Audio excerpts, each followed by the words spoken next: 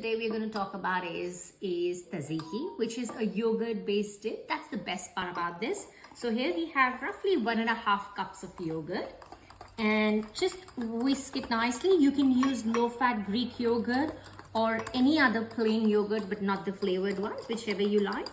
Whisk it well, and once it's whisked and smooth, then add 2 cloves of grated garlic, and this is roughly half grated cucumber.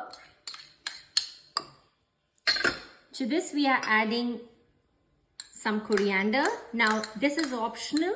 Instead of coriander you can add dill, or you can even add parsley, and then salt and pepper as per your taste, and give it a mix. And tzatziki is ready.